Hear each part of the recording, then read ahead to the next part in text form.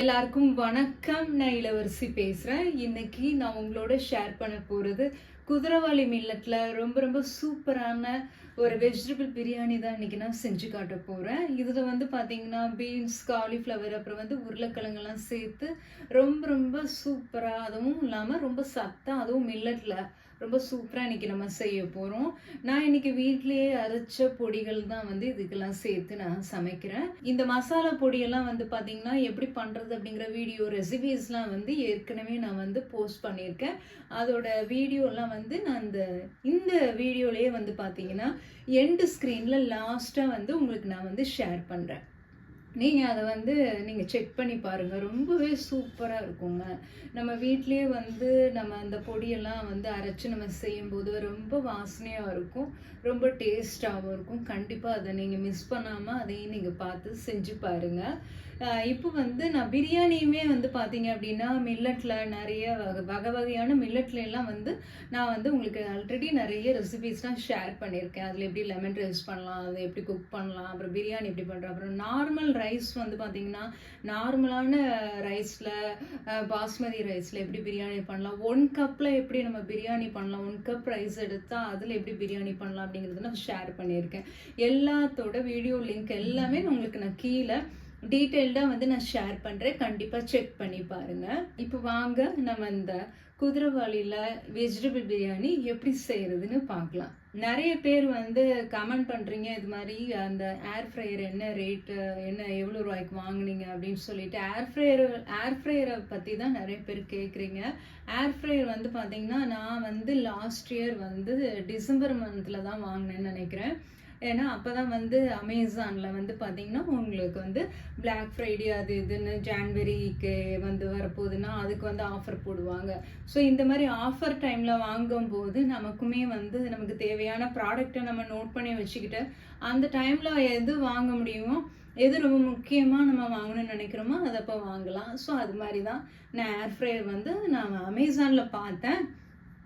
ஆனால் எனக்கு உடனே தேவைப்பட்டது. உடனே எனக்கு 2 நாளில் வேணும் அப்படிங்கிறதுனால நான் டைரெக்டாக வெப்சைட்டில் வாங்கினேன். நான் லிங்க் எல்லாமே ஏர் ஃப்ரையரோட லிங்க் எல்லாமே கீழே நான் ஷேர் பண்ணுறேன். ஏர் ஃப்ரையரில் எப்படி குக் பண்ணுறது அப்படிங்கிற வீடியோ ரெசிபீஸ்லாம் நிறையவே ஷேர் பண்ணிக்கிட்டு வரேன். அதையுமே நீங்கள் செக் பண்ணி பாருங்கள். ஏர் ஃப்ரையர் பிளேலிஸ்ட்டுன்னு சொல்லிட்டு நான் உங்களுக்கு க்ரியேட் பண்ணுறேன். அதில் நீங்கள் எல்லாமே நீங்கள் செக் பண்ணி பார்க்கலாம். இப்போ வாங்க நம்ம இந்த குதிரவாளியில் எப்படி வெஜிடபிள் பிரியாணி பண்ணுறதுன்னு நம்ம பார்க்கலாம். ஃபஸ்ட்டு அடுப்பு ஆன் பண்ணிக்கலாங்க. குக்கரை வச்சுட்டு நல்லா ஹீட் பண்ணிக்கலாம். குக்கர் நல்லா ஹீட் ஆனோடனே இந்த பிரியாணி பண்ணுறதுக்கு ஒரு 2லேருந்து 3 டேபிள் ஸ்பூன் அளவுக்கு எண்ணெய் சேர்த்துக்கலாம். எண்ணெய் ஒரு 3 டேபிள் ஸ்பூன் சேர்த்துருக்கேன். இது நல்லா காயட்டும். இது காஞ்ச பிறகு ஒரு துண்டு பட்டையை தான் சின்ன சின்னதாக கட் பண்ணி இந்த மாதிரி வச்சுருக்கேன். ஒரு பிரியாணி இலை, ஒரு 1/2 டீஸ்பூன் அளவுக்கு சீரகம், கொஞ்சம் வாசனை பூவு, அப்புறமா கிராம்பு ஒரு 4, அப்புறம் மராத்தி மொக்கு இதெல்லாம் சேர்த்துருக்கேன். இது எல்லாமே இதில் சேர்த்து கொஞ்சம் வாசனை வர வரைக்கும் இதை பொன்னிறமாக கொஞ்சம் வறுத்துட்டு இதுக்கு ஒரு 3 பெரிய வெங்காயம் கட் பண்ணி வச்சுருக்கேன் நீல வாக்கில். இதை அப்படியே இதில் சேர்த்துக்கோங்க. இந்த வெங்காயம் சேர்த்துட்டு இதை நல்லா வதக்கணும். அதாவது ரொம்ப கோல்டன் ப்ரௌனெல்லாம் வர வேணாம், கொஞ்சம் ஒரு மீடியமாக வதக்கணும். இது நம்ம கொஞ்சம் ஒரு 2 நிமிஷம் போல் அடுப்பை ஹை ஃப்ளேமில் வச்சு நம்ம வதக்கிடலாம். இதுக்கு நான் தக்காளி ஒரு 2லேருந்து 3 தக்காளி கட் பண்ணி வச்சுருக்கேன். அதுக்கு முன்னாடி இதுக்கு தேவையான அளவுக்கு கொஞ்சம் உப்பு சேர்த்துக்கலாம். உப்பு சேர்த்துட்டு இதை வதக்கி விட்டுடலாம். இப்போது இதில் நான் தக்காளி ஆட் பண்ணிக்கிறேங்க. தக்காளியை நான் நீளமாக இந்த மாதிரி பெருசு பெருசாக கட் பண்ணி வச்சுருக்கேன். நீங்கள் சின்னமாக கூட கட் பண்ணி சேர்த்துக்கலாம். ஒரு 3 தக்காளி கட் பண்ணி வச்சுருக்கேன். இதையும் நம்ம சேர்த்துக்கலாம். இதை சேர்த்துட்டு இதையும் சேர்த்து நல்லா வதக்கி விட்டுடலாம். இந்த மில்லட் பிரியாணி பண்ணுறது ரொம்ப ரொம்ப ஈஸி, சுலபமாக பண்ணிடலாம். இப்போ இதுக்கு காய்கறியெல்லாம் நம்ம சேர்த்துக்கலாங்க. என்னென்ன காய்கறி கட் பண்ணி வச்சுருக்கேன் அப்படின்னா, ஒரு கேரட்டு, ஒரு உருளைக்கிழங்கு, பீன்ஸ் ஒரு 200 கிராம் அளவுக்கு கட் பண்ணி வச்சுருக்கேன். அதாவது காய்கறி கொஞ்சம் அதிகமாக போட்டு சாப்பிடணும்னு நினச்சிங்கன்னா இந்த மாதிரி பண்ணி பாருங்கள்.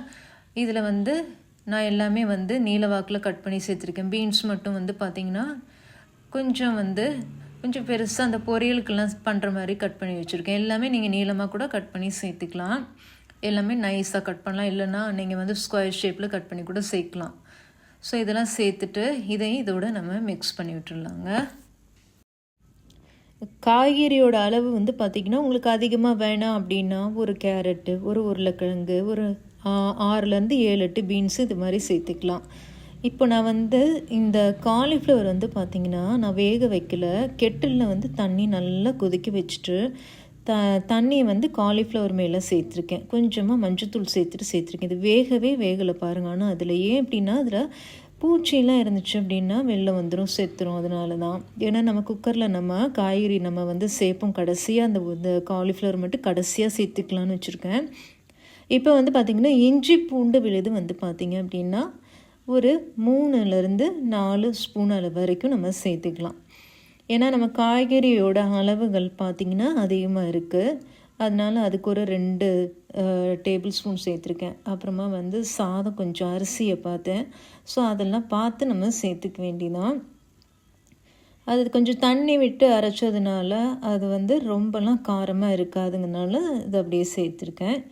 இப்போது இதில் நம்ம வந்து மஞ்சத்தூள் கொஞ்சமாக சேர்த்துக்கலாம், ரொம்ப வேண்டாம். இதோட மிளகாத்தூள் வந்து ஒரே ஒரு டீஸ்பூன் சேர்த்துருக்கேன். அதுக்கப்புறம் தனியாத்தூள் வந்து பார்த்திங்கன்னா அதுவும் ஒரு டீஸ்பூன் தான் சேர்த்துருக்கேன். எல்லாமே வீட்டிலேயே நம்ம வறுத்து அரைச்சது. அப்புறம் கரம் மசாலா தூள் மட்டும் கொஞ்சம் அதிகமாக ஒரு 3 டீஸ்பூன் சேர்த்துருக்கேன். நீங்கள் கடையில் வாங்குறது சேர்க்குறீங்க அப்படின்னா கரம் மசாலா வந்து ஒரு 2 டீஸ்பூன் அளவுக்கு சேர்த்துக்கோங்க. அதுக்கப்புறம் சீரகத்தூள் வந்து ஒரு டீஸ்பூன் சேர்த்துருக்கேன். இது எல்லாமே வந்து நம்ம வீட்டில் நம்ம பொடி பண்ணது. இது அப்படியே நம்ம இது வந்து இந்த காய்கறி வதங்கினதுக்கு அப்புறமா நம்ம சேர்த்துக்கலாம். இந்த பொடி வகைகள் எல்லாமே வந்து எப்படி பண்ணுறதுன்னு நான் வீடியோ போட்டிருக்கேங்க. அந்த லிங்க்கெல்லாம் பார்த்து நீங்கள் கண்டிப்பாக செக் பண்ணி பாருங்கள், ரொம்ப சூப்பராக இருக்கும். இப்போ இது எல்லாமே நல்லா மிக்ஸ் பண்ணிடலாம். ஜஸ்ட் ஒரு நிமிஷம்தான் இதை மிக்ஸ் பண்ணணும், ரொம்ப நேரம் வதக்கணும்னு தேவையில்லை.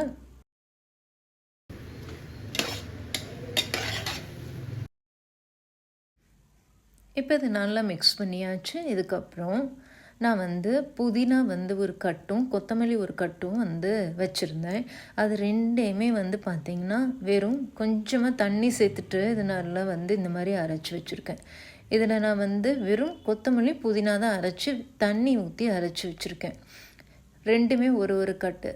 ஸோ இது இந்த 2 கட்டையுமே வந்து இந்த மாதிரி அரைச்சிட்டு ஒரு 1.5 கப் அளவுக்கு சேர்த்துருக்கேன்.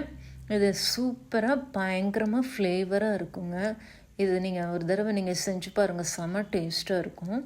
இது அப்படியே நம்ம வந்து நல்லா மிக்ஸ் பண்ணிவிட்டு ஒரு 5 நிமிஷம் இது கொஞ்சம் வதக்கி விட்டுடலாம். இப்போ வந்து பார்த்திங்கன்னா நம்ம வந்து குக்கரை போட்டுட்டு நம்ம வச்சிட வேண்டியதான். குக்கரை போட்டு நம்ம மூடி போட்டுட்டு ஒரே ஒரு விசில் தான். விசில் வச்ச உடனே நம்ம எடுத்துடணும், அப்படியே இருக்கக்கூடாது, அப்புறம் ஓவராக வெந்துடும். ஒரு விசில் வந்துடுச்சு. இப்போ நான் வந்து இந்த மாதிரி எடுத்துட்டேன். இப்போ வந்து நம்ம மில்லட்டில் தான் நம்ம சமைக்க போகிறோம். நான் இன்றைக்கி வந்து குதிரைவாலி மில்லட் தான் எடுத்திருக்கேங்க. ஏற்கனவே பார்த்திங்கன்னா வரகரிசிலாம் எப்படி பண்ணுறதுன்னு ஷேர் பண்ணியிருக்கேன், அதை நீங்கள் செக் பண்ணி பாருங்கள். இது வந்து பார்த்திங்கன்னா ஒரு 2 கிளாஸ் அளவுக்கு 2லேருந்து 2.5 கிளாஸ் வரைக்கும் நான் சேர்த்துக்க போகிறேன்.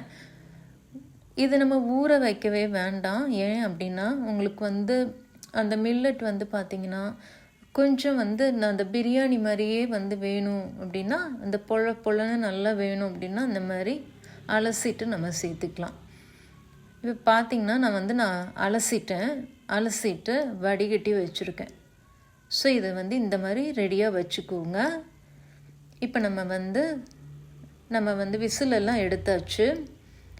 இந்த காய்கறி வந்து எப்படி வந்திருக்குன்னு பார்க்கலாம்.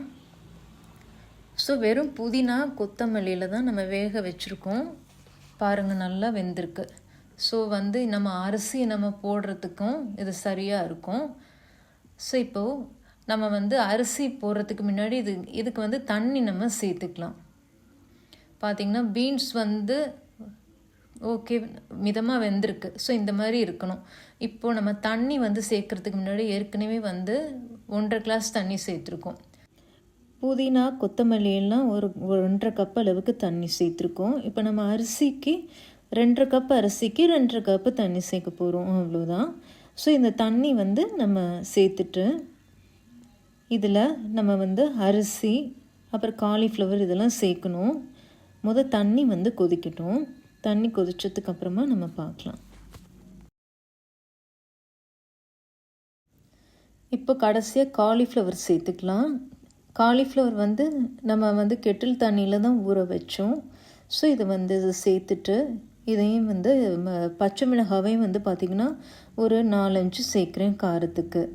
இதையும் சேர்த்துட்டு இதில் நல்லா மிக்ஸ் பண்ணி விடலாம். அது கொஞ்சம் கொதிக்கட்டும். கொதித்ததுக்கப்புறமா நம்ம வந்து இதுக்கு உப்பு இதெல்லாம் டேஸ்ட் எப்படி இருக்குன்னு பார்த்துட்டு கொஞ்சம் உப்பு கொஞ்சம் கரைக்கிற மாதிரி இருக்கணும். அந்த மாதிரி இருந்தால் தான் அரிசியோடு சேரும்போது நல்லாயிருக்கும். ஸோ இப்போ உப்பு டேஸ்ட்டு மட்டும் நம்ம பார்த்துடலாம். ரொம்ப குறைவாக இருக்கிறதுனால கொஞ்சம் சேர்த்துருக்கேங்க. ஸோ இதை சேர்த்துட்டு இது நல்லா கொதிக்க விட்டுடலாம். இது நல்லா கொதிச்சதுக்கப்புறம் நம்ம வந்து இன்னும் 2 பொருள் சேர்க்கணும். அதை சேர்த்துட்டு மூடி வச்சிட வேண்டியதான். இப்போது கொதித்த பிறகு நம்ம வந்து கொஞ்சமாக லெமன் ஜூஸ் சேர்க்கலாம். ரொம்ப பெரிய லெமன், அதனால் இது வந்து கொஞ்சம் இது வந்து முழுசாக புளியலை. ஒரு இது தான் முழுசாக, ஒரு பாதியை முழுசாக புளிஞ்சிட்டு இன்னொன்று கம்மியாக புளிஞ்சிருக்கேன். இதையும் சேர்த்து மிக்ஸ் பண்ணிவிட்டு இது பாருங்கள் நல்லா கொதி வந்துருச்சு.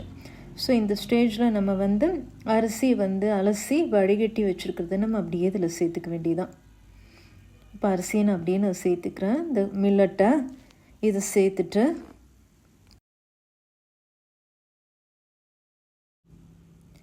நல்லா இதை வந்து ஈவனாக மிக்ஸ் பண்ணி விட்டுடலாங்க. நல்லா தண்ணி கொதிக்குது. அரிசியை வந்து நல்லா ஈவனாக மிக்ஸ் பண்ணி விட்டுடலாம்.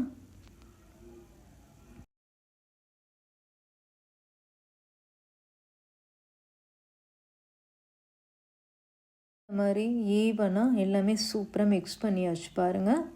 இப்போது நம்ம வந்து இதுக்கு கடைசியாக உங்களுக்கு தேங்காய் எண்ணெய் பிடிக்கும் அப்படின்னா நீங்கள் ஊற்றிக்கலாம், அப்படி இல்லைன்னா நெய் ஊற்றிக்கலாம்.